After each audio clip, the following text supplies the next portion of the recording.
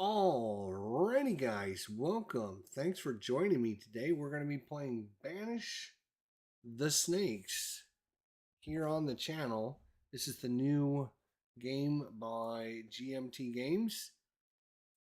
And don't let the name fool you. It's a resource management Euro style game. It's not really much of a war game, but I mean, GMT has been known to produce lots of games that are not traditional war games anymore.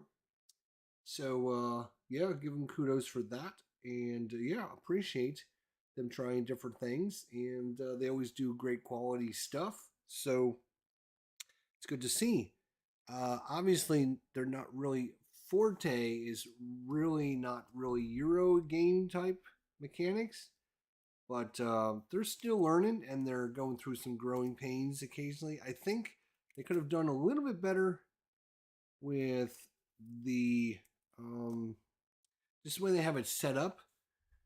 They got it, pretty traditional war game setup. When it's not a war game, they should copy what Euro games do, because this is more of a Euro game. They should copy what Euro game designs are doing and just copy it. That's what you need to do.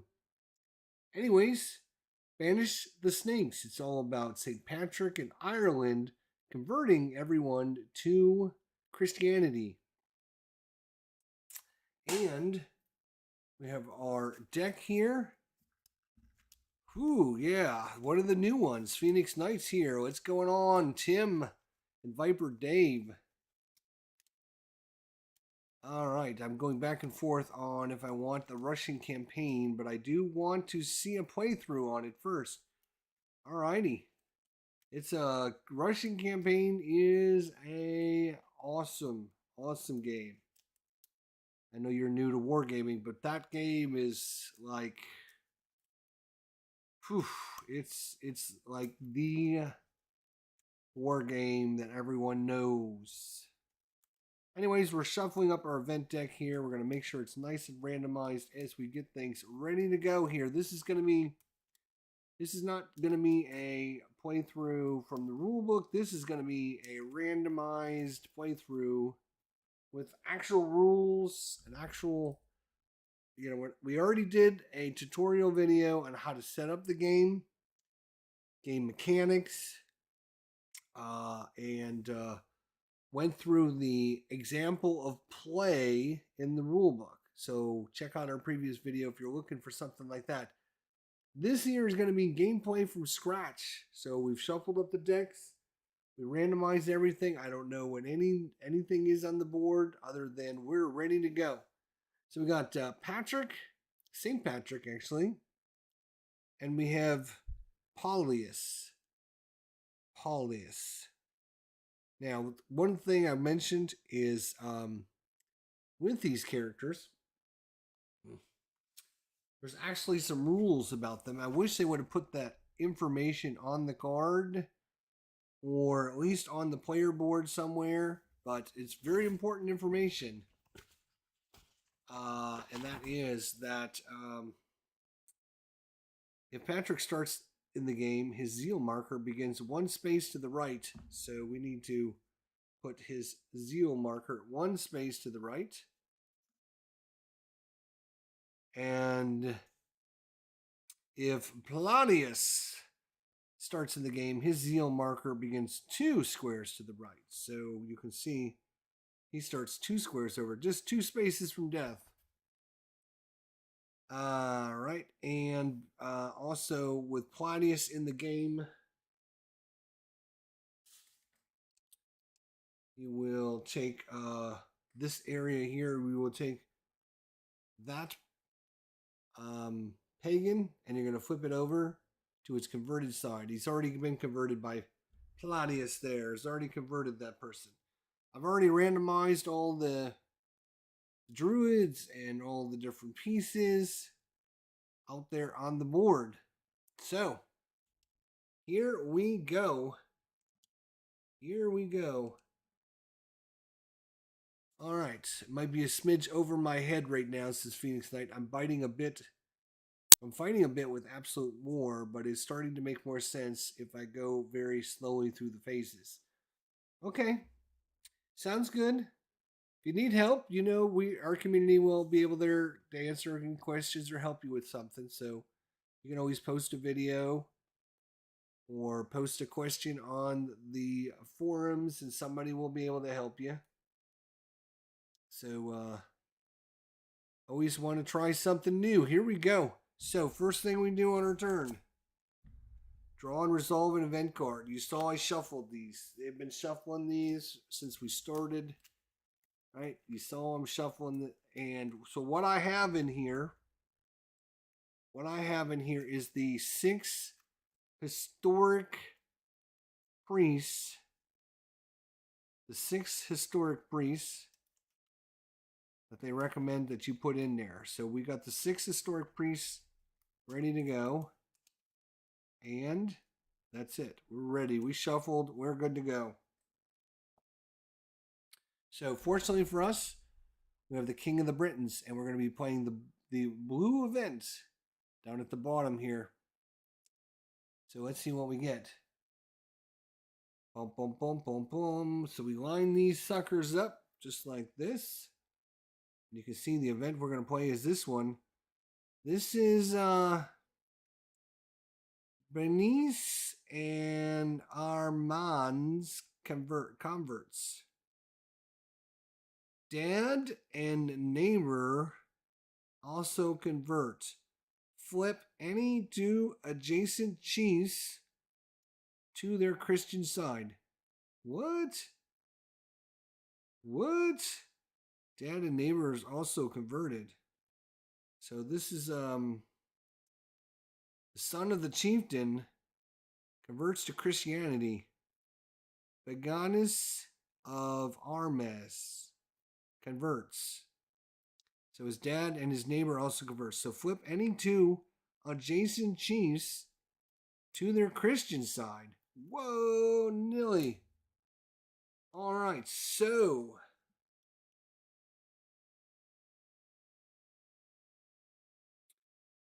flip any 2 adjacent chiefs. So here's the region we're in. So adjacent chiefs would be here or here. And that's really good because both of these guys are -3s. These guys are really a pain in the ass. So we're going to flip this guy over. He's now a +2 to help conversions. This guy here, -3. We're going to flip him over. And he's a +1 for us now. So that is awesome. So then we're going to take our author, King of the Britons, and we're going to put that into our Scotland pile, and then this is going to slide over. I have 4 actions to perform. So what am I going to do?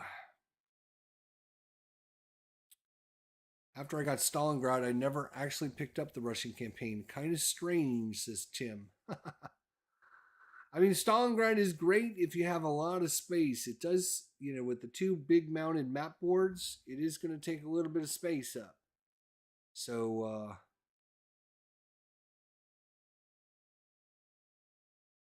how was the sticker application? It was fine. The sticker application was a pain in the butt, but it was all right. There is a lot, as Tim mentions it. Every block is 2-sided. You're going to have most of them. Like here is some of the stickers. Most of them would have little arrows between them. So this is like the front, and then this would be the back, and this would be the front, and this would be the back. They have arrows pointing between the 2 that were together. So that made it a little bit easier. So you grab the one on the front, flip the block over, and then put the one on the back. So these, you don't see that here on this one. This is just one of the ones I kept afterwards. All right. So I have 4 actions. First thing I'm going to do, I'm going to spend an action. I'm going to get +1. I'm going to get a +1 to our conversion attempt. And I'm going to spend another action. I'm going to do another one. I'm going to get a +2 to conversion attempt. because we need to get rid of these druids. Druids are very, very bad. I don't know what this is. It could be a 4, could be a 5, could be a 6. Who knows? So I have 2 actions remaining. One of the actions is going to be to try and convert this. You know what I'm going to do? I'm going to try and make sure that I get this conversion on the first. So I'm going to spend another action to give me another +1. So I have 1 action remaining, and that action is going to be to convert this druid. So we take this druid and we look at it and we flip it over. And this is actually, wow. All right, so it's a -1. Well, that was about overkill of overkill. So -1 from this guy. Then we will take and move this over because we had 3 prepares. So it's going to be an automatic success, as you can see. So this druid, boom, it's out. Gone. Get out of here. That was the wimpiest druid ever.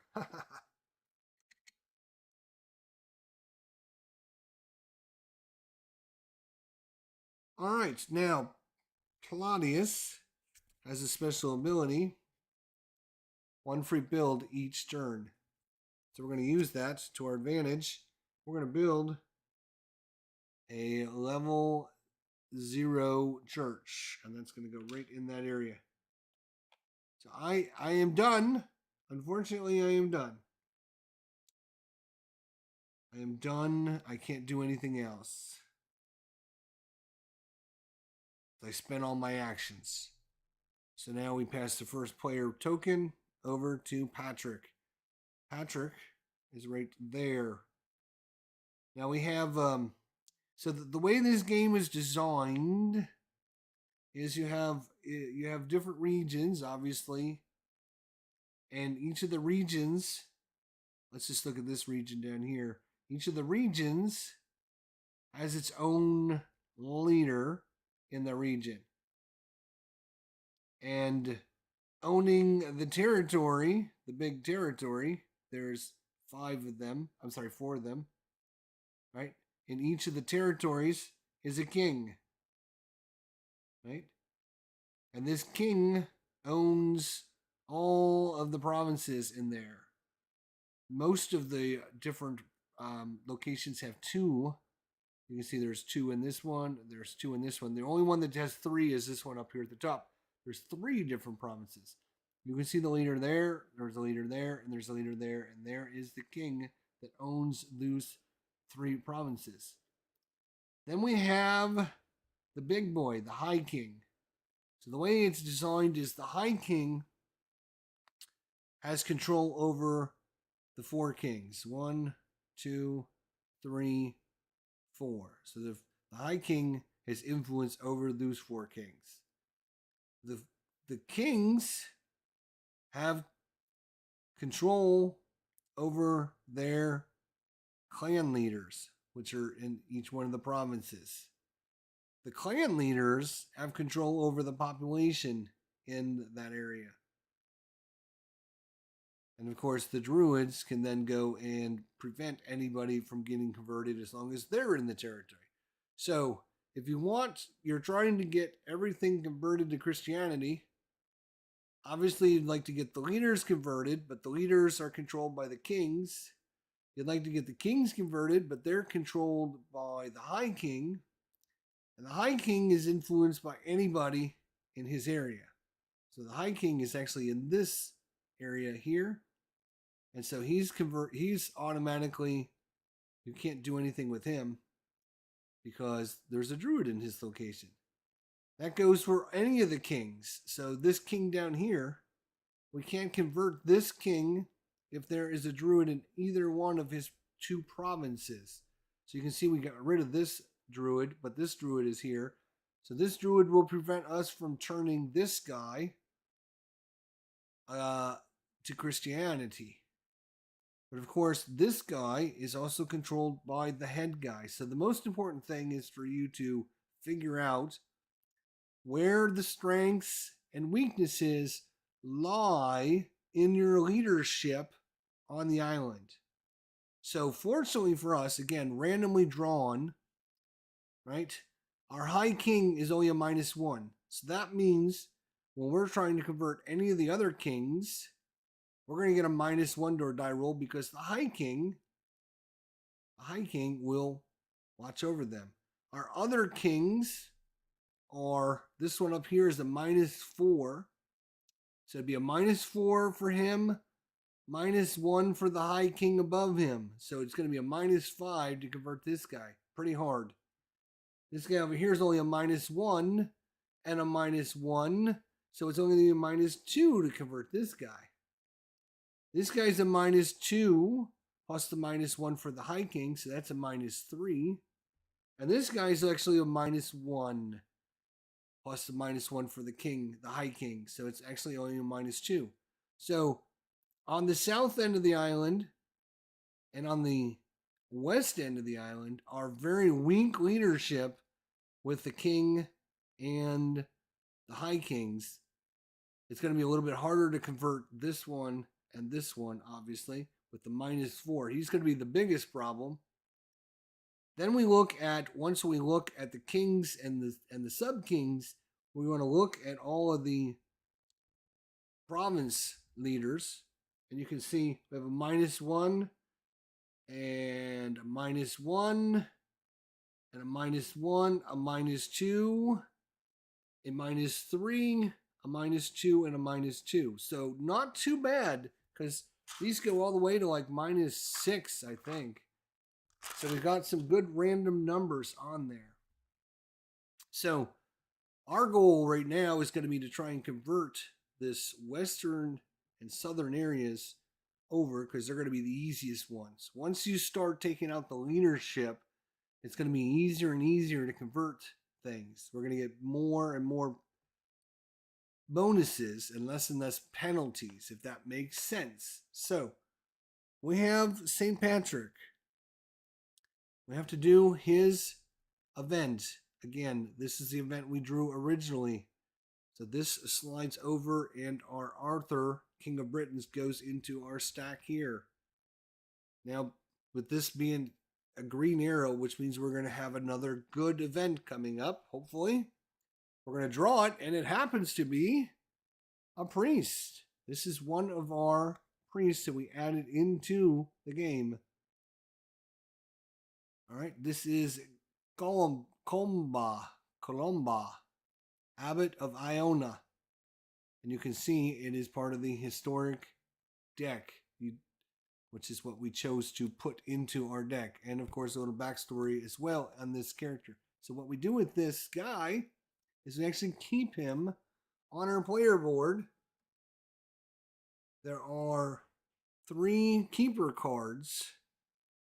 If you're playing with 1, 2, or 3 characters, you can keep up to 3 keeper cards. If you're playing with 4 or 5 people, you can only keep 2 keeper cards. This basically is, you just slide this in like this. So, if St. Patrick ends up dying, because this little piece goes all the way over, we could then promote this guy. Right now, he's just a fowler. He's following St. Patrick around, listening to what St. Patrick has to say, learning from him. And so when St. Patrick, when he passes on, he can take over for him. We can have up to, again, 3, because we only have 2 characters we're playing. Now, they suggest that you tuck these guys underneath because, like all of the priests, they have special abilities. But as long as this guy is just a fowler, he doesn't get to activate his special ability. So if you tuck it in underneath the player board, you won't accidentally use his power for some reason. So that was a great draw. That was an absolute great draw. So something happens now. You can always pass cards between players as long as your characters are in the same region as well. So if for an action we were to move down here or whatever, we could give the priest to Palladius. The reason we might want to do that is because Palladius is just 2 steps from death. So if we have a really bad event happen, he could end up dying on us pretty quickly. So, anyways, that might be something we can do. Let's look at St. Patrick here, and let's look at his special abilities. St. Patrick has +1 in converting people. So that means any of the green.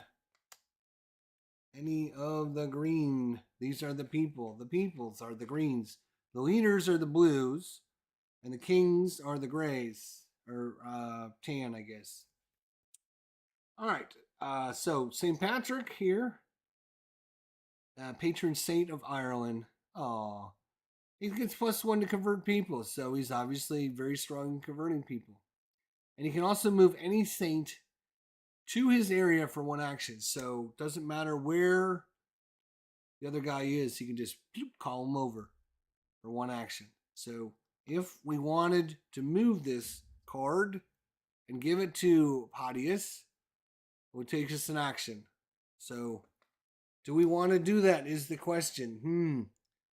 This game is your typical Euro worker placement, resource management type game. That's what it's not a war game. This is not trying to you have so many actions. You need to decide how you're spending these actions to alter the events that are going to happen in the deck, and fine-tune your strategy to complete your objectives with your limited resources. And in this case, our resources are our actions and our special abilities, and using those to the to the best of our ability. So 4 action points for St. Patrick. What does he want to do? I think he's going to do the same thing, but this time we're going to go 1 action to prepare. We're going to do a 2nd action to prepare. And then for our 3rd action, I think we're going to try and convert that druid. We're going to risk it. We're going to risk it because I want to build a church in there if we can get rid of that druid. So our 3rd action, we're going to try and convert this druid. Let's hope it's not a bad one. It is. Oh, it's a -5. Oh, that's not good at all. Okay. So we go to -5 on the board. Now we prepped with 2 actions, so we're going to move it 2 spaces. Now, he doesn't get a special ability in converting druids, just people, so he doesn't get his bonus. So we have to roll higher than a 3. If we roll a 3, nothing happens. And if we roll 1 or 2, then we lose some zeal. So we really need a high roll on this one. Tim says part of my family came from that real busy center area. Really? That's cool. All right, so what we should do is we should get a dice tower because we're going to need it. We should get a dice tower. All right, I am actually...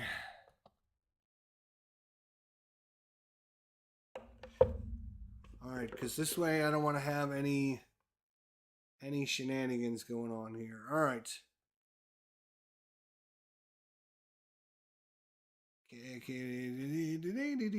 All right, here we go. We're going to put this down. We're looking for higher than a 3. So we got a 50-50 chance. Come on now. Come on. We want higher than a 3. Here we go. Higher than a 3. No! No! That's horrible. So not only did we fail our check, but now he lost his zeal because he failed his check. Ouch. I have 1 action remaining. Damn. which I was going to use to build a church, but because I failed my check, I can't do that. So we could try again to convert this guy, but again, we would have to roll higher than a 5 because we get no modifiers this time.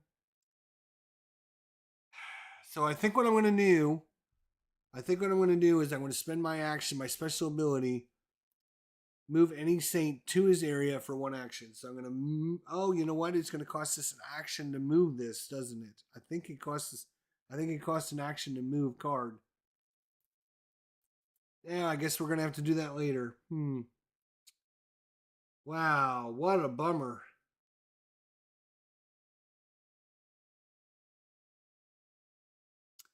All right, for his last action, that's what I get. I had a strategy to take care of the southern area and the western area because these were the weak spots. And just because he started here, I should have moved him out into that area, but I didn't. So last action is going to be to move this guy right there. That's his actions. So now we pass the first player token back to Palladius. And Palladius is going to, draw and resolve an action card. So again, fortunately for us, we're still on this card. So hopefully we'll get a good one here. See what we get. And we just line these two up. And we get Prayer Works. Save this card in nomine Perez el Thurlo et Spiritu Spontis Amen. Okay. Save this card. Prayer Works. Save this card. Discard it to re-roll any... Oh, we could have used this. Re-roll a die. Save this card and tuck it upside down under your playmat. Flip it right side up to re-roll any die. Discard it to re-roll another die. Okay, so basically it gives us 2 re-rolls. And the cool thing is, this is a save the card, which means this is going to stay right here, which means we're going to get another good event. Latin was never my strong suit. No, it was not. So we're going to put this under Pius's player board. All right. So he gets 4 actions. He gets 4 actions. First action.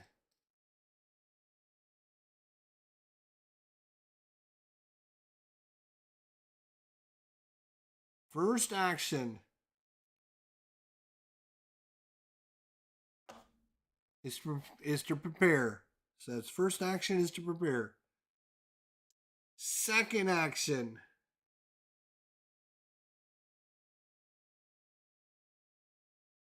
is going to be to convert this leader. So he's going to convert this leader with his second action. Now, remember, he gets a free action to build a church. So he's going to take that free action. He's going to put it right here. So now, with the level 1 church, we get a +1 to our die roll. So I've saved an action, and I get a +1 because of the church. So that's a +2. So let's look at how this plays out on our player board. So this guy is a -1. This leader is a -1. Probably have to show you this first. So this guy, let's slide this over. Here we go. All right, so this guy's a -1. This is the guy we're going to convert. So we put the little marker on the -1 spot. Then remember what I talked about. These guys are directly influenced by their king. Each king to a region has control over their 2 leaders. So this guy here is going to influence this guy. He is also a -1. So we're now at -2. So -2. -1 for this, -1 for the king. Now, we get +1 because we spent an action. We spent an action preparing. So we're going to slide that over one spot this way. We also spent a free action to build a level 1 church, which gives us a +1 to our die roll, which means we're going to slide that over there. And you can see what this means. Automatic success. We don't even need to roll. Don't even need to roll. So this guy converts. Bling, we're going to flip him over. And he's literally a +1. So when we go to convert these people, we're actually going to get a +1 to our die roll from this guy and a +1 for this church. So we're going to get a +2 to convert these people. The king has no say over the people. The only thing that has influence over the people are the province leaders. The province leaders are controlled by the king, and the king is controlled by the high king. So you have to get the hierarchy done, right? But when we're trying to convert people, the only influence that's over the people are the province leaders. And hopefully I'm using the terminology correctly.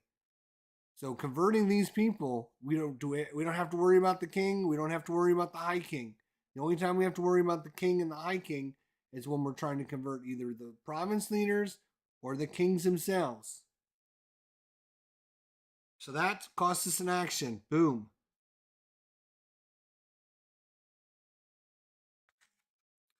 I have 2 actions remaining. My first action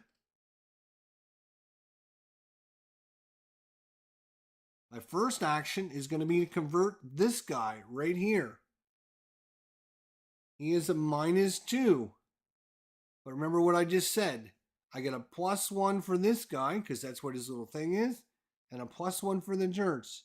So it's a -2 and a +2. It's going to go to 0. And a 0 is an automatic conversion. So these guys, boom, they convert for an action. And I have 1 action remaining. I'm going to do this exact same thing. This guy is also a 2. +1, +1. So 2 -2 goes back to a 0. A 0 is an automatic conversion. Boom, this guy switches. That is important because you have to have more than 50% Christians in an area.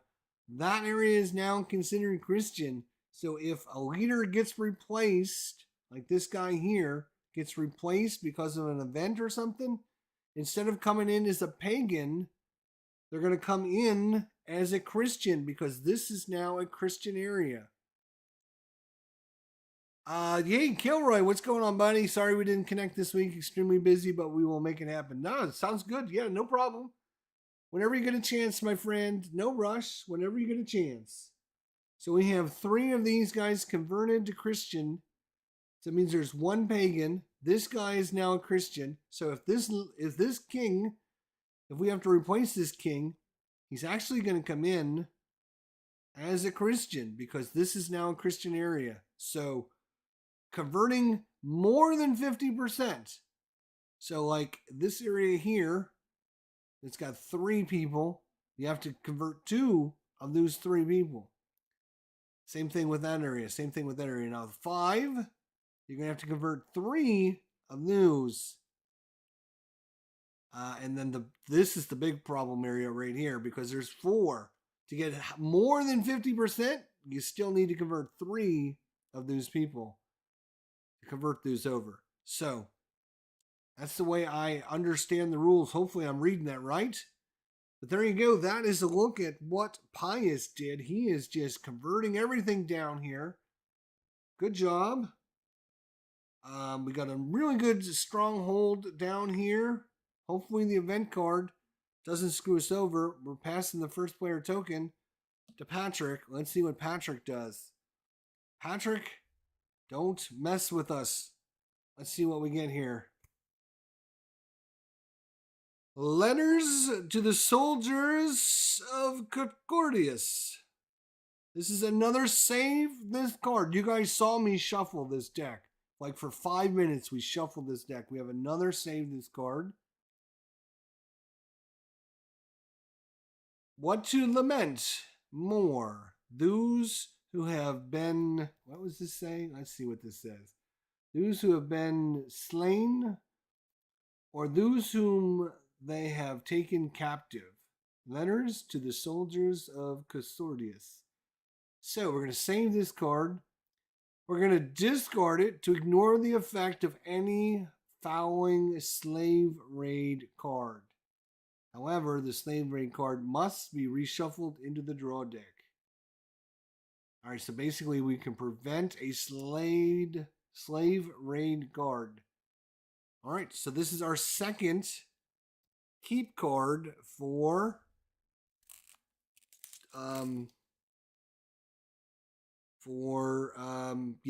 what's his name over there? Patrick. There we go. So hopefully everything's making sense for you guys on how the game is designed and what what you're trying to do. So Patrick, he's got his 4 actions. Right? He's got his 4 actions. So first action, again, he's going to prepare. Second action, he's going to prepare. Right? And now we got to get rid of this druid. So we got to do the same thing in this area over here that we just did down here in the south. They got weak leadership up here. Really weak leadership. It's a +1 there.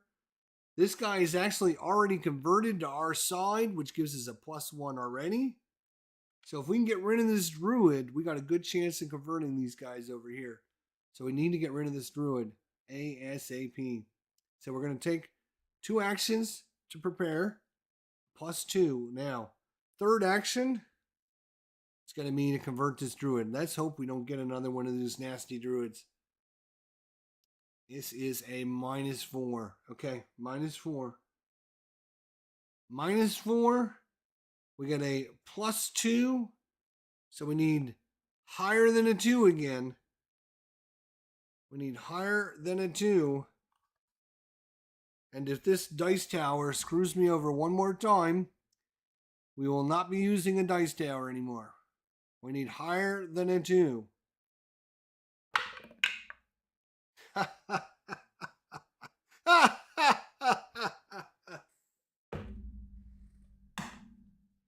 Okay.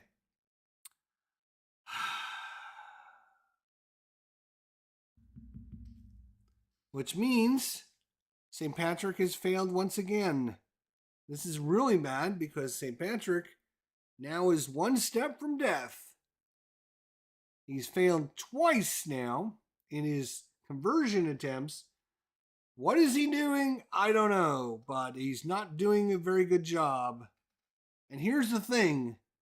The druids, you have to kill the druids or you can't convert anyone in that area. They prevent anyone from being converted. So the first thing you have to do is you got to take out the druids.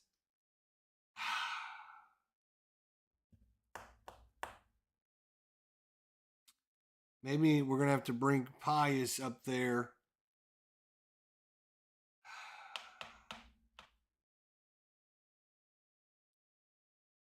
All right, for our last action, Patrick is going to call Pius up there. Bloop.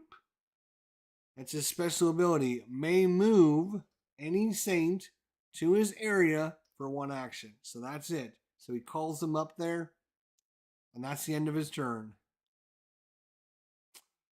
We've had really good turns with Pius, really bad turns with Patrick so far. Really bad turns with Patrick.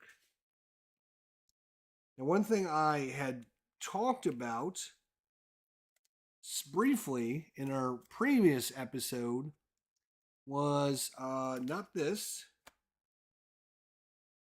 but the game actually comes with 12, 2, 4, 6, 8, 10. Yeah, 12 different priests that you can use. Each of them have special abilities and stuff. So you don't have to use Patrick. You don't have to use Pius. You can use all these other guys that are in the deck. There's a whole bunch of them. Each of them has their own special abilities and stuff. So lots of replayability because you're going to have lots of different abilities with how things are done, special abilities in the game. So definitely, check out some of the other priests if you play your game. All right, so that's it for Patrick. We're going to go to Pius. Again, we're going to start off. First thing, draw an event card.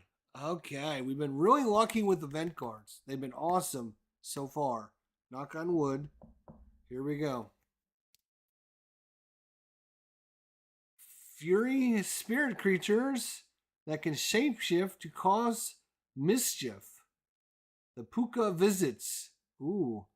Any one saint must lose a zeal.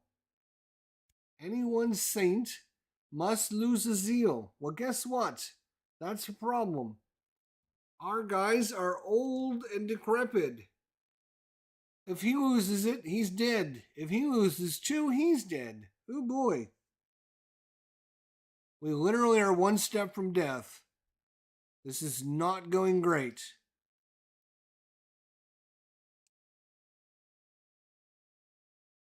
Hey, that's good, Kilroy. What's going on? Good to see.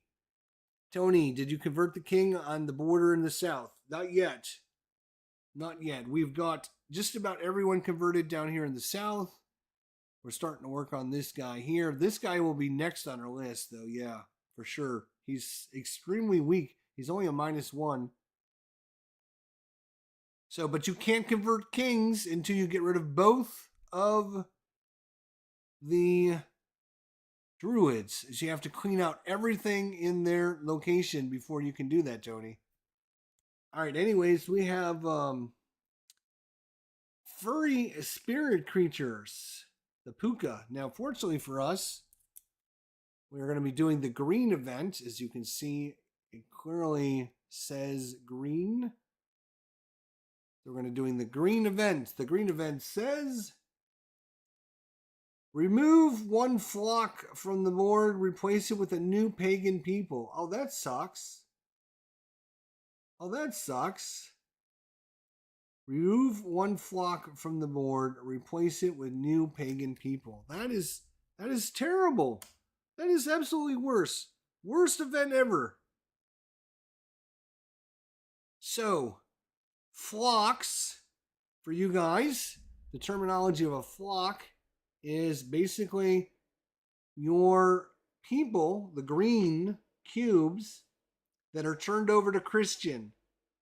So when you have a flock, you're going to look for a green cube that is Christian. And you're going to remove this from the game.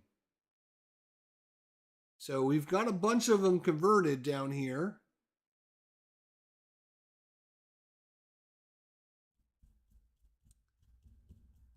Yes, so we will remove this guy. He goes back into the box. Let me shuffle them all up, and we're going to bring a new pagan one in. So it's remove one flock from the board, replace it with a new pagan. So that sucks because I'm going to grab a pagan here. There we go. Oh, it's only a -2. That's not the worst. Okay. But you know what this has done now? This is no longer a Christian area because there's 2 Christian and there's 2 non-Christian. You have to have more Christians than non-Christians for it to be a Christian area. So this is 2 and 2. So this is no longer Christian. That kind of sucks. So that was our event. Now, what happens with the event is your key card slides up. This slides over, which is going to be bad because you notice next time we're going to be playing the yellow event. So it just keeps getting worse and worse for us. Oh boy. All right. So Pius gets his 4 actions.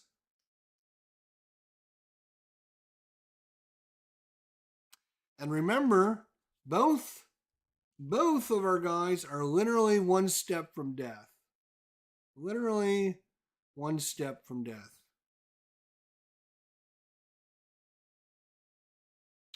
Don't forget that we actually have special cards, which I should have remembered. I should have remembered we had that reroll. We had the reroll.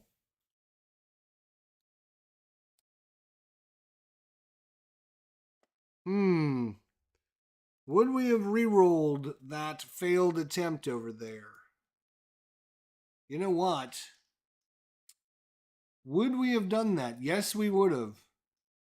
You know, I'm gonna rewind. I'm gonna rewind, guys. I'm gonna take us back in time. I'm gonna take us back in time just a few minutes ago.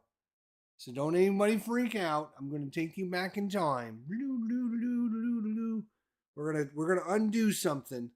Because when we failed that check, we have this card that we can flip over. Save this card and tuck it upside down under your playmat. Flip it right side up to reroll any die roll. And then discard it to reroll another die roll. So we keep it face down. We're going to flip it up and we're going to reroll that die. I am not failing another check.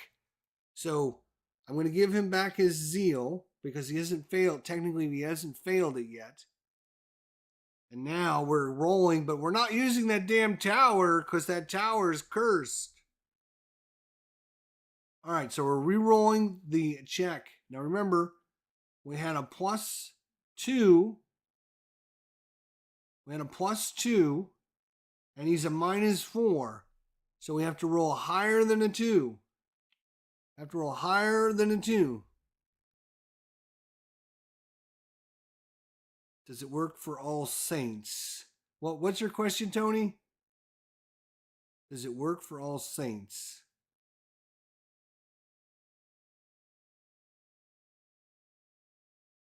This is a special card that we got from an event. Prayer works. We were told to save this card. It says, save this card. Discard it to reroll any die roll. Doesn't say to reroll one of your die rolls. It just says discard it to reroll any die roll. Save this card and tuck it upside down under your playmat. Flip it right side up to reroll any die roll. Discard it to reroll another die roll. Doesn't say it has to be your die roll. So I'm assuming it's any die roll. Any die roll. So that's what I'm doing. So we're going to re-roll it. And I mean, there might be some FAQ on it, but you know, maybe it wasn't intended for it to be that way, but that's the way I'm reading it. And until I hear otherwise. All right, so we need, again, 4. We took it down to a 2. So 1 or 2, a 1 is a failure. A 2 is a tie. 3 or higher is good. Yes! All right. So we killed the druid. Back. Whew. And then so he doesn't lose his last little bit there. And so instead of his last action of bringing that guy up, what he's going to do is he's going to put a church there for his last action. Okay. Now, fast forward. We're going to fast forward back to where we were. It's now Pius's turn.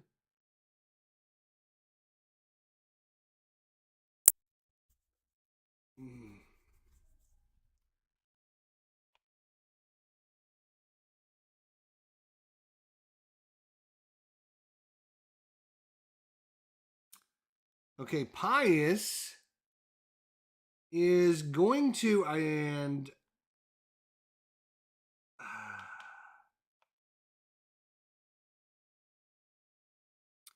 he is going to move for an action. That's one action. Then he's going to prepare for one action and prepare for a second action. So he has one action remaining, and guess what he's going to do with that one action? He's going after that druid. We want to get rid of that druid because the king in this province right? The king in this province, you cannot convert him as long as there's a druid in any province that he has control. Same thing with the high king. The high king, you can't do it in any of the provinces of the region that he's in either.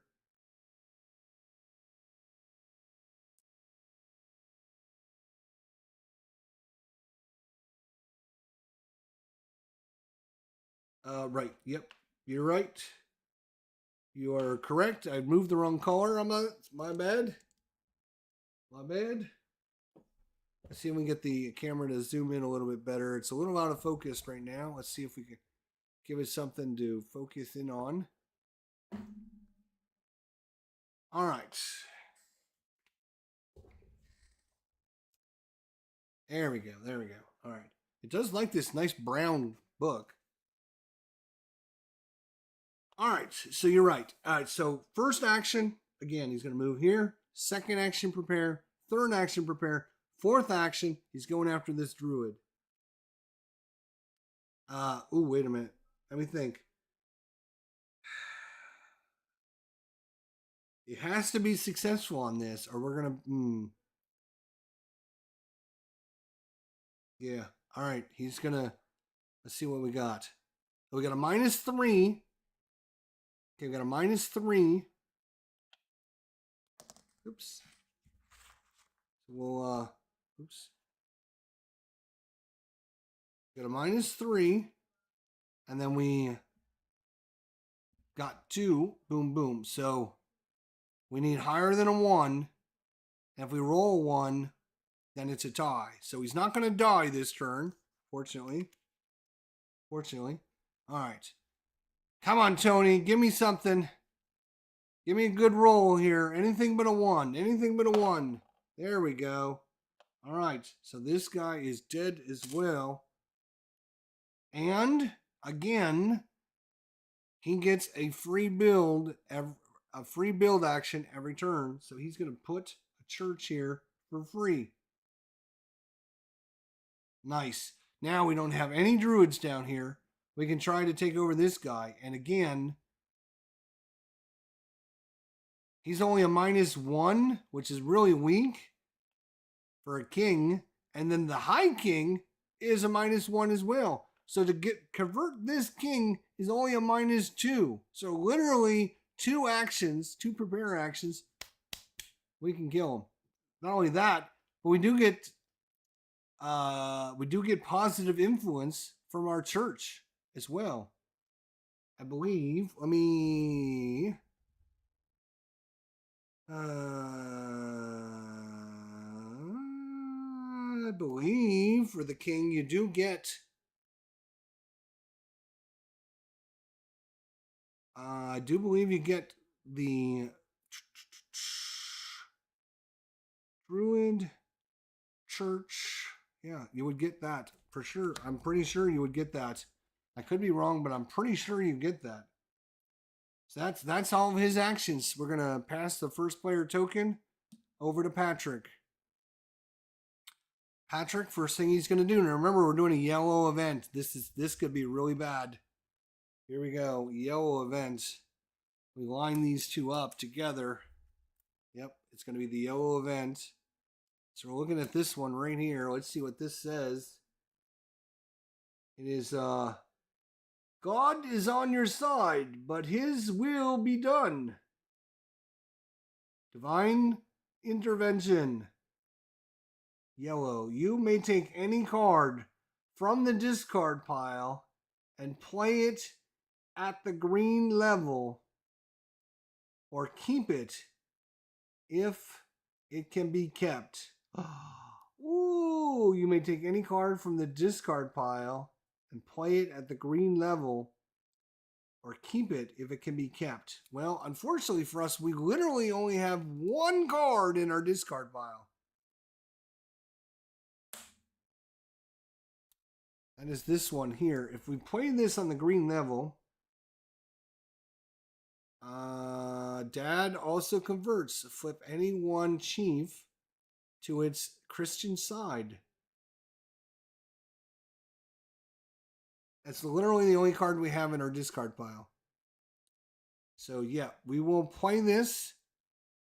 Dad also converts. This is, again, if you missed earlier, this is the son of one of the chieftains converting to Christianity. He converts to Christianity.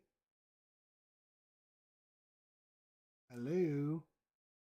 There we go. The son of the chieftain converts to Christianity. Biganis of Armas converts. And now his dad also converts. Flip any one chief to its Christian side. So, any one chief. So the chiefs, again, are the province leaders. We've already converted this guy. We've already converted this guy. We've already converted this guy. Let's convert somebody else. I would say, let's take the worst guy out there. We have a -3, a -1, a -2, a -2. So the worst one we have is this -3. Let's convert him. Boom. Let's convert him over. All right. So we're going to convert him over. So this moves up. This slides over. And look, next turn we're going to get to play a blue card. That is awesome. All right. Now, St. Patrick. He has 4 actions. We haven't really talked about this, but here's your actions you can do on your turn. And they are, you can repair. Gives you a +1 to your conversion die roll. You can attempt to convert a druid, leaders, chiefs, kings, and high kings. Leaders, chiefs, kings, and high kings, and versus people. You can move, typically to an adjacent area. You can build a new church, if empty druid location. You can improve a church at an existing church. You can give or take a card with another player in an area. You can make a relic by flipping a grave marker. And you can final effort only if your last box says you can. So on your player cards, you would have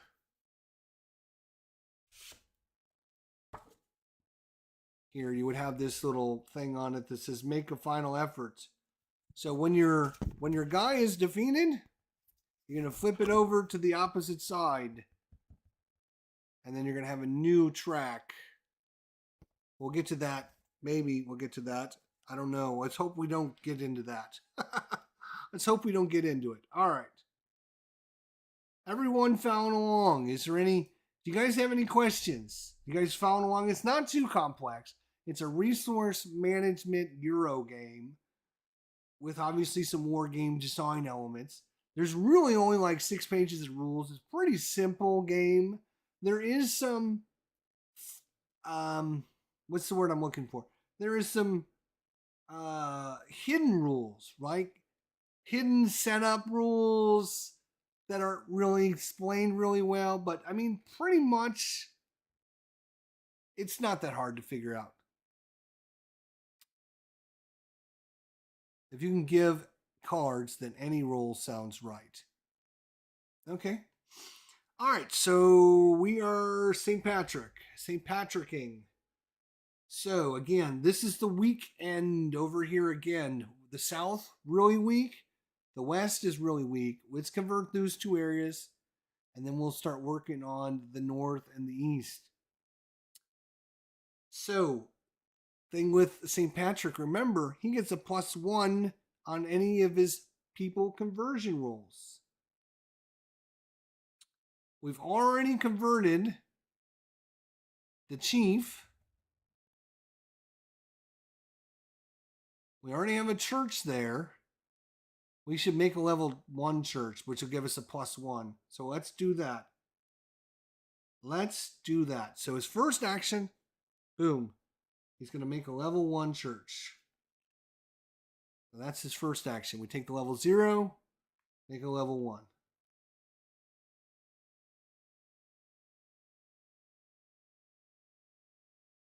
And now I think he's just going to go to town on these guys. So again, the things that have control over the people are the chiefs. Is that what they're called? The chiefs? I'm going to use the right terminology. Yes, the chief. So the chief of the province has control over these people. The king has no say, right? Think about it in reality. The king doesn't care what the peasants are doing. The king doesn't care. The king says, you're in charge. Do whatever. I don't care. Stand on my hair. Right? So the king doesn't have any control over the people. The only ones that have control over the people are the chiefs. Now the chiefs are controlled by the kings, but the people aren't. So when I'm trying to convert the people, the only thing that matters with the people are the chiefs, the druids, the churches, and anything like that. So we've already converted the chief. He's a +1. We've already built a temple or a church. So that's another +1. So we got a +2 going into this. Don't forget, St. Patrick gets a +1. So it's a +3. So literally, he can convert anyone that's level 3 or less for free. Don't even have to roll. We have a 2, a 4, and a 5. So what we're going to do for our second action is I'm going to convert this to, boom, I don't even have to roll. Christian they are, bam. The 4, we get a +3 and we have 4, which means we have to roll higher than a 1. We have to roll higher than a 1. If we roll a 1, then it's just a tie. Of course it's just a tie. So with our last action, I am going to try that again because you know what? No, we're not going to use our reroll for that. That's fine. We're gonna try that action again. All right. So last action, we're going to convert this 4. Boom. He's going to convert it over to Christianity too. The reason I wanted to do that was because now we have 2 Christians, 1 pagan, which means if either one of these leaders gets replaced, they're going to come back as a Christian because this now is a Christian area because we have more Christians than pagans. Yay! All right. So that's his 5 actions. We pass the first player token back to Palladius. Palladius still hanging in there. He's only got 1 life left, but he's still hanging in there. Let's see. Now we are getting, because we had this one last time, we're going to get to do the best blue. The best blue. Come on, baby. Give us something good. All right, let's see. We're going to line these 2 up. All right, we're going to take care of the blue area. Let's see what this says. Spend time as a troubled hermit in strict asceticism. Green Meridrome. We're doing the blue event. Player rejuvenates you. Your zeal improves by 1 square. What? That's awesome. So it's going to improve by 1 square. Prayer rejuvenates you. Your zeal improves by 1 square. Yes, but now look at, we're going to be doing a yellow one next turn. That was Divine Intervention was helping us this time. All right, so here's the thing. The chief, we've already converted the chief. He's an awesome guy. He's a +2. I don't know if I can show you that, but we're going to try. It's a +2. So that's going to give us a +2 to our dice rolls. If we spend a free action to upgrade this church, that would give us another +1. So we'd be a +3. So free action, I'm upgrading my church. Boom. Upgrading my church. Free action. So now I'm up to +3 to convert anyone. This guy's a 3. So first action is going to be to convert this guy. Boom. He's converted. Second action, convert this guy. Boom. Because they're both +3s. It's a +3. We got a +3, so that makes it a 0. Again, a 0 is an automatic success. Now the last one is a 4, which means we need anything but a 1 to convert him. Are you kidding me? Well, fortunately, you don't lose any damage, but we're going to spend another action converting this guy. Are you serious? Like, serious? That was 1, 2, 3, 4 actions. That's it. That's all his actions. Wow. 2 failed. There is something wrong with this die. I swear there's something wrong with this die. I seriously, I'm not a conspiracy theorist. I'm not a conspiracy theorist. But how many times have we rolled this, and how many times has that come up on there? I think when they made this, like this side is lightest, right? It's like the lightest side, so it ends up coming up top. The heavy sides go to the bottom. The lightest side, how many times have we rolled this and it's come up a 1? I mean, way more common than it should. Like seriously, I just rolled it again and it's another 1. I'm beginning to think when they made these die,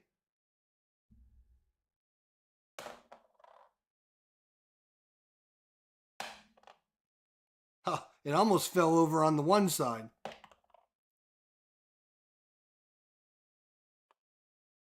Yeah, I mean, I could just use another die. I don't know. It's just, wow. Roll it 20 times. If there's an error, it should be out within 20. I mean, maybe it's just weird that we rolled all those 1s, but man, how many times have we rolled a 1 so far? It is crazy. All right. I mean, back-to-back 1s here, and we roll back-to-back 1s up here. All right. Anyways, that's his actions. We're going to Patrick. What is Patrick going to do? Well, we're going to do yellow events, which is not going to be good. Yellow events. Yep. Yellow events. Here we go. It says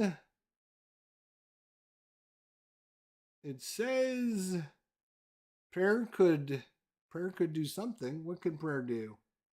Prayer could bring, come on, camera. Prayer could bring healing. But after all, it is God's will. Prayer could bring healing, but after all, it is God's will. Disease or a miracle? We're looking at the yellow because of this. Oh, that sucks. Right? If it was anything but the yellow, we would have rejuvenated. We would have been, oh no. Just a sniffle, no event. Okay. If we would have had green or blue, we would have improved our zeal by a space or 2 spaces. That is what we needed right there. That's what we needed. But, I mean, all in all, we didn't die, so that's a good thing. All right, Patrick is up here. Come on. Patrick is up here.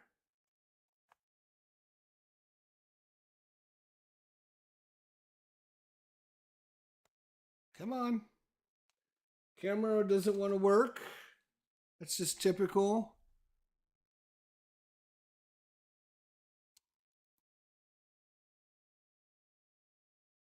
Come on. There's a big book you should focus in on right there in the middle of your screen. Look at that. There's text. You might want to focus in on that.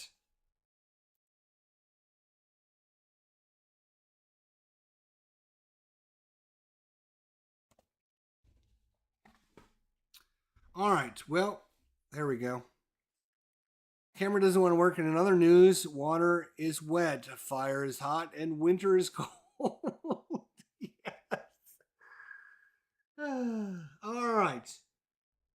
So, what are we doing? Yeah, we're having Knucklehead over here. He's going to convert the rest of these people. Right? First action. He gets 4 actions. Boom. First action.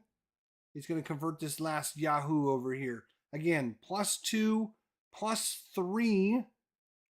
He is a 5. No, he's actually, yes, he's a +1, +2, +3 for his special ability. He's a +5. So I have to roll at least a 2. If I roll a 1, he's going to die.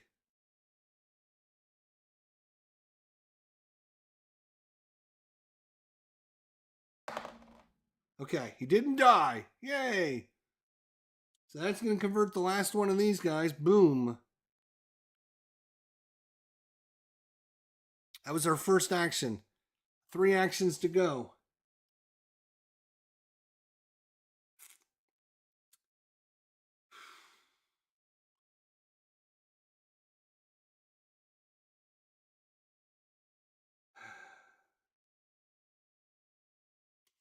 Yeah, I think he's just gonna spend an action to move there. And then he's gonna spend an action to prepare. And the last action is gonna be to get rid of this druid. Boom. Oh, he's a -2. So he's a -2. We got a +1. So all we have to do is not roll a 1 again, and we get rid of that druid. Yes. Druid is gone. Excellent. So, Druid is gone. We can start converting these people here.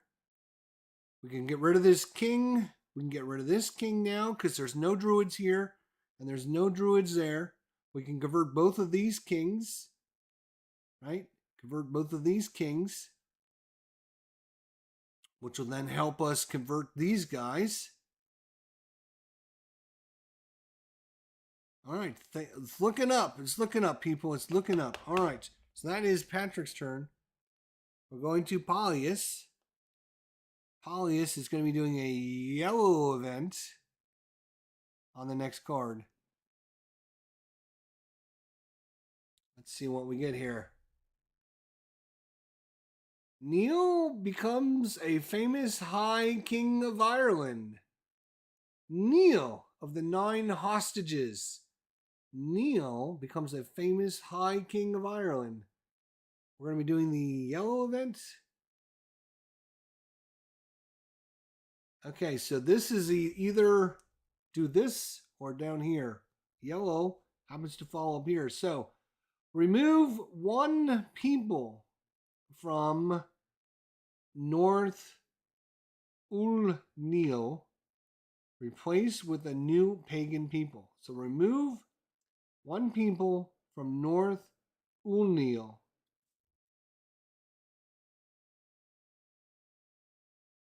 All right, this way up here is North Ulneil. Way up there. So, remove 1 people. Now there is some rules on when that's not the right book. There is some rules on when you have to remove or replace people, what you should do. So, certain events called the removal of leader, chiefs, kings, and high kings. When this occurs, all removed leaders must be replaced with the following. First, remove all leaders called for and removed by the event and set them aside. Then replace all missing chiefs at randomly by drawing, blah, blah. Okay, so what are we doing here? We're doing this. So remove 1 people from North Ulneil. So when we replace people,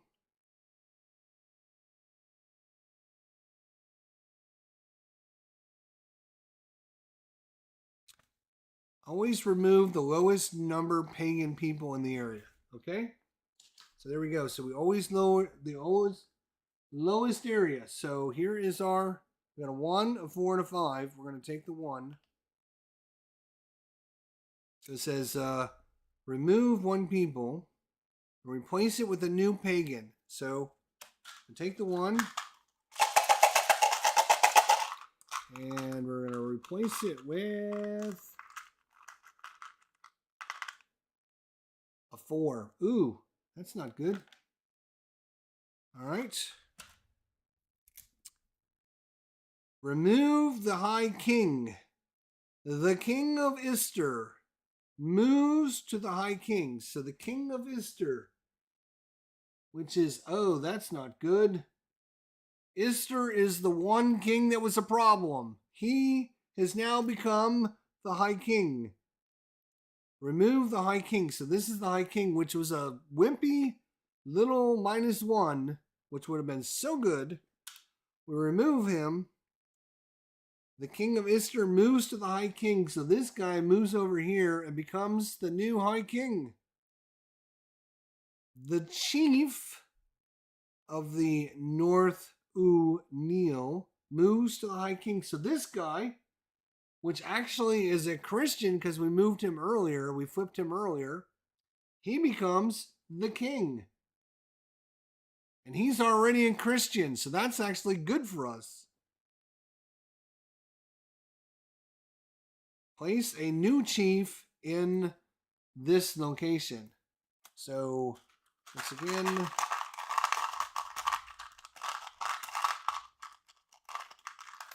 so we will just randomly grab one of these.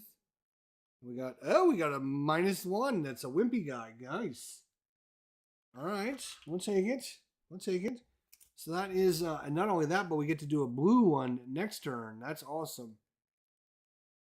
So that is the 9 of the 9 hostage, Neil of the 9 hostages. So we removed a people, replaced it with a new pagan people. We removed the High King, and the King of Ister moved to the High King. The chief of the North Neil moves to the King of Ister, and then we replaced a new chief. So there we go. And then this moves up here, and this moves there, and we're ready to go. We have 4 actions on the board. Unfortunately now, our High King is a pain in the ass. He is a -4. It was a -1 up until that card. Boo card, because otherwise we were just about ready to convert all these guys. -1, -1, -1 would have been great, but now it's a -4 and a -1. That's a -5. That's a problem. That is a serious, serious, serious problem.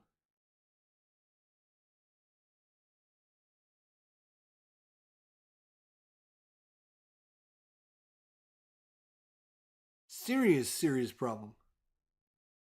Yeah, well, at least it does have a blue arrow, he says. Yeah, great. Damn.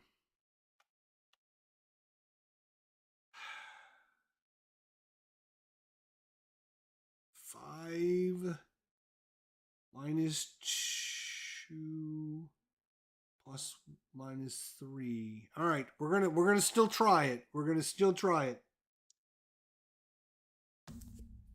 gonna try it. We're gonna go after the king. We're going after the king. Again, you cannot go after the king if any of his provinces within his kingdom is a druid. We've removed both the druids, so we don't have to worry about that.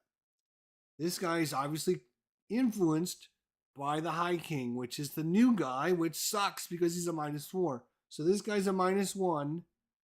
This is a -4, so that's a -5. That's going to be a brutal start. -5. Ouch. Now, what do we get as a bonus, you might want to know? Well, we're going to spend an action to prepare. We're going to spend an action to prepare.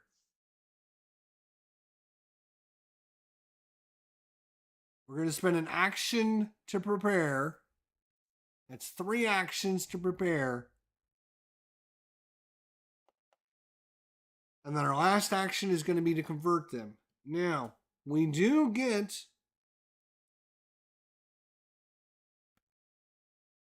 the church, the worst church bonus in his area. So, if it was like this, right? We had a 0 and a level 1, we would take the level 0. Fortunately for us, we're smart. We have a level 1 and a level 1, which means we get a level 1 bonus church. We get a bonus. So we have prepared 3 actions and 1 for the church. That's a +4. So we have a -5. We're going to go 1, 2, 3, 4, which means he won't die, but we just cannot roll a 1. Let's please not roll a 1. Yay! So we've actually converted the king of Munster. The king of Munster has been converted. Bloom. He is now a Christian. He's a 0, but so he will help. That's literally almost everyone in here.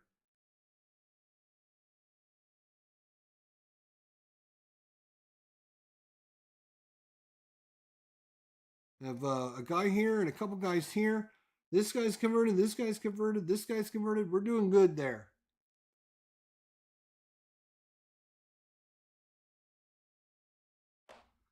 All right, so that was all of his actions, but it was for a king. I figure if you're going to go for the king, you better make sure you do it right.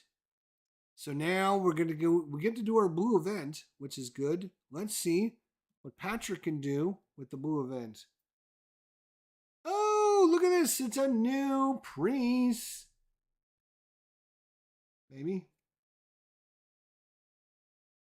Disarray in the church in Great Britain. Palladius heresy. Oh, no, wait, it's not. I'm sorry, it's not. Advance paganism in Great Britain by 1 square. This is not a new priest, by the way. And it's also an orange event. You can see there's red, orange, yellow, green, and blue. Really, really bad. Bad. Kind of neutral. Okay. And good. Advanced paganism, 1 in Great Britain by 1 square. All right. Which sucks because this was coming off a blue event, which really sucks. Really sucks. So this moves. Boom. You see it's went over this border line. You see that line there? This is Scotland. This is Strathclyde.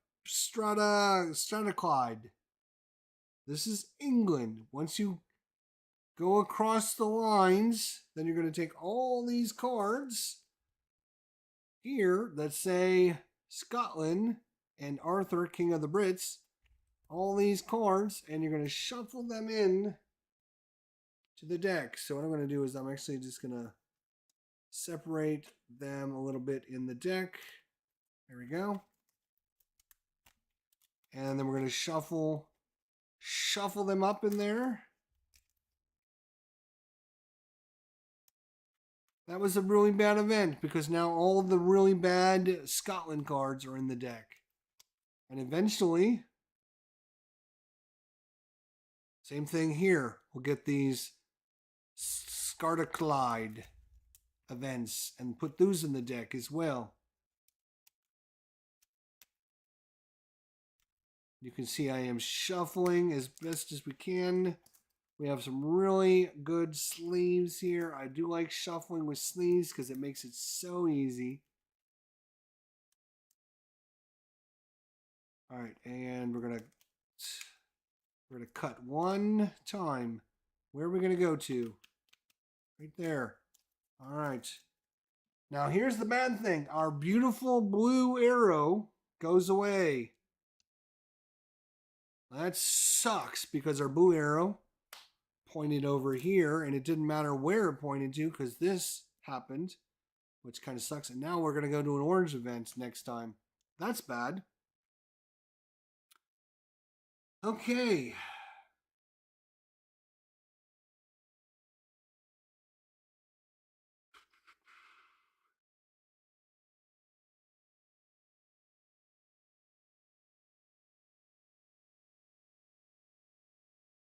I think we're gonna do the exact same thing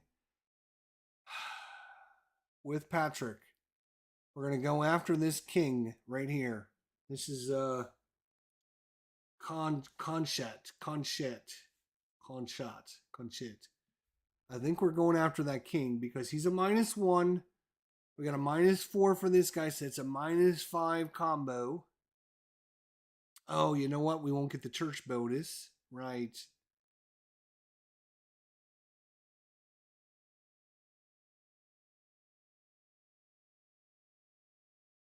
Is it worth risking it? Yes, I think it's worth risking it. All right.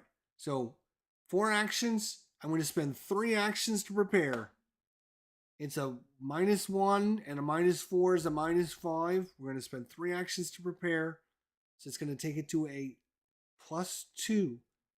If we roll a 1, we're going to die. If we roll a 2, it's equal. If we roll higher than a 2, we're going to convert that guy over. So anything but a 1. Anything but a 1. Yes. So we've converted the king. The king has been converted. And he is turned into a +3. Oh my gosh. +3 to convert this guy? Yeah. Ooh. So that was all his actions, 3 to prepare and then 1 to convert the king. So that's it. Boom, we moved back over to Palladius. Now we're going to do an orange event. This could get really ugly really fast. Uh-oh, this is not looking good. I'm already not looking at it. Pagan armies expand their grip on Great Britain. Jutes attack. Advance paganism in Great Britain by 1 square. Same thing we just had. This goes here.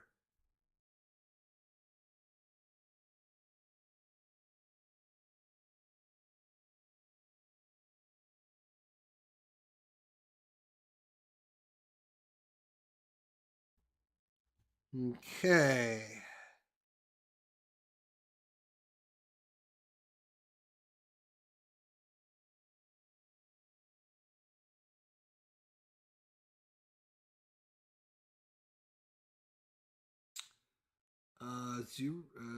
+2, +3.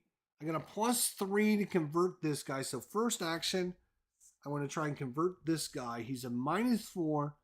I get a +2, +1 for the church is a +3. So we just have to not roll 1 again. The Utes. Yes, the Utes. Good. So that converts that guy. So that means everyone except for these 2 little guys down here are converted in this area. Question is, do we go up and start working on something else, or do we completely wipe these guys clean?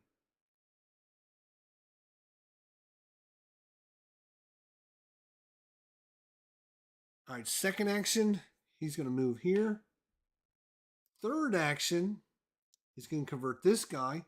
He's a -2, +1, +1, so it's an automatic. Boom.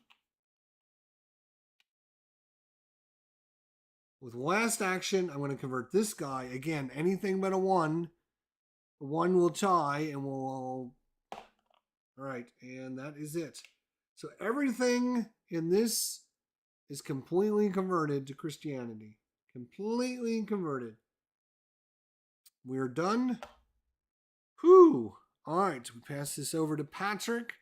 Again, we're on an orange event. So let's see what happens here. Let's see what this says. Uh-oh. I see the word druid. Come on.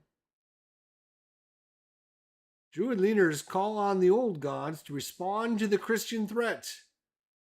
Lugs return. Lose one's zeal. If there is a church in the area you are in, remove it.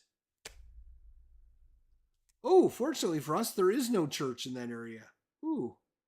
All right. So he does have to lose his zeal.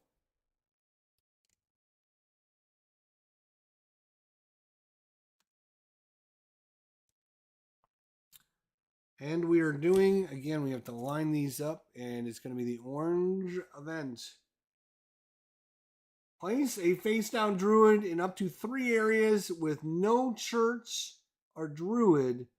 Your choice if option. Place a face-down druid in up to 3 areas with no druid or church. Your choice.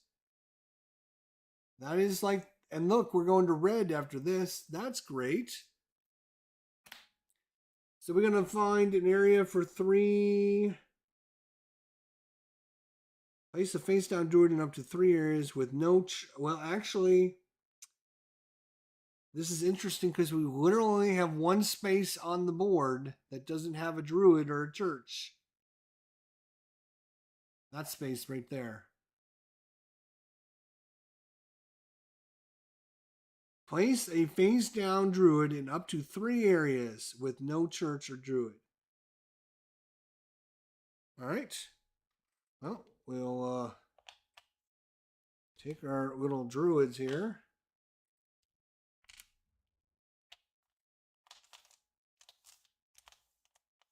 Let's shuffle them up.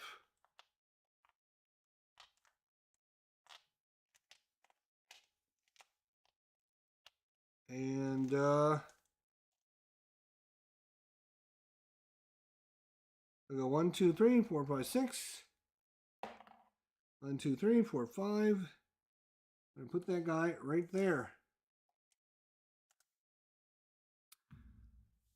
Yeah, I don't see any other spaces for druids, so it looks like that event is the best we can do for that event. Place a face-down druid in up to 3 areas with no druid or church. Church, druid, yeah. I don't think there's anywhere we can put any more, so. All right, St. Patrick, he's down to 1 life again, which is not great. Let's see what we think we can do.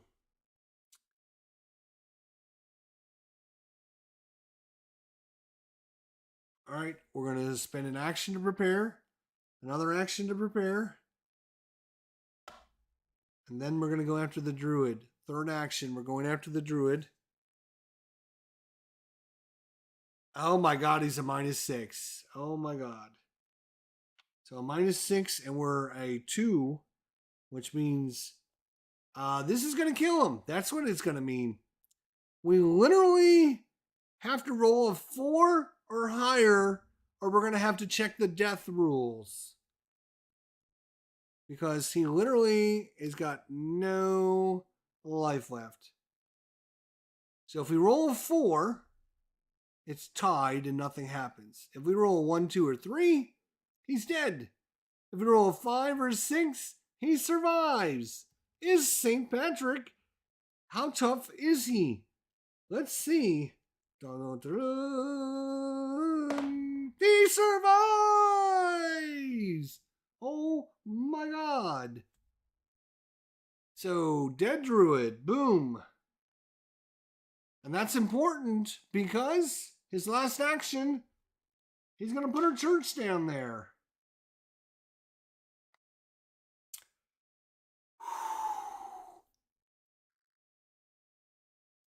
Guys, ooh, I am like sweating bullets. Can you guys see the sweat that's coming off my forehead? I am sweating bullets, my friends. Ooh, man. I think what we're going to do is we're going to go ahead and call this an episode. I will play part 2 later, tomorrow, or maybe even tonight. I don't know, but we've been going about an hour and a half. I don't want to, we're only maybe a halfway through the game, so it's going to be like another hour and a half, and I don't want to do that long an episode. So we're going to go ahead and cut it off here. Thank you guys, Steven and Tim. Thank you guys for coming out. Hopefully you guys enjoy it so far. 2:45. Thanks for coming by. Phoenix Knight, Tony from Tony's Board Life. Kilroy was here. And Viper Dave and everyone else that came by. I really appreciate it. Banish the Snakes, not that hard a game once you understand. It's probably, hopefully my videos will help you understand how to play it. It's not really that complex, but if you were trying to sit down and read the rule book, you're probably going to be lost. You're probably not 100% sure about what you're doing and how you're doing it. Hopefully my video will show you the steps and the process you use. And hopefully, like I said, if we're forgetting something or we're missing something, leave a comment down below so I can fix it for the next episode. But I think we're pretty much on point with what the goal design was with this game.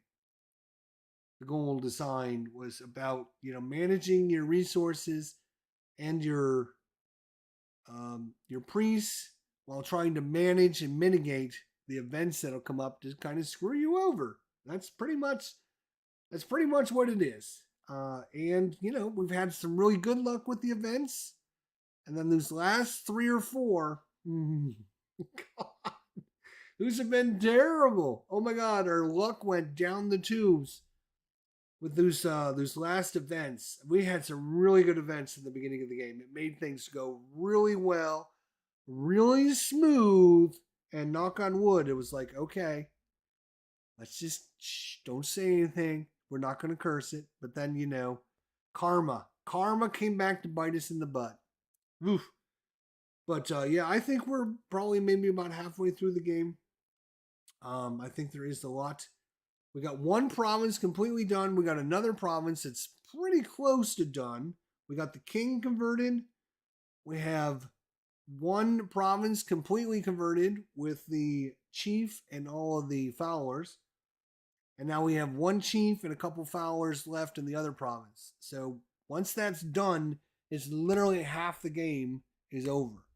Because there's only 2 more provinces that we got to do. Now, those 2 are going to be a lot worse and a lot harder because the leadership in these areas are not as bad as they were in the South and the West, which we looked at the beginning of this episode, where you got to find the weak links, right? And go after the weak links. And we did go after the weak links pretty successfully, I think.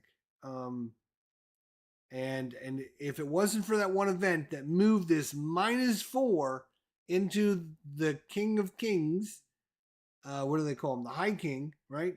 If it wasn't for that -4 guy moving up there, we would have rocked, because we would have been able to convert all the kings and the High King. And then, it's take out the leadership and the people are going to fall. The people are going to fall. So anyways, cool game, cool mechanics with the, looking at the key card to see what you're going to happen on your next event, adding some of the key cards in afterwards, and then just managing your resources and special abilities with your guys.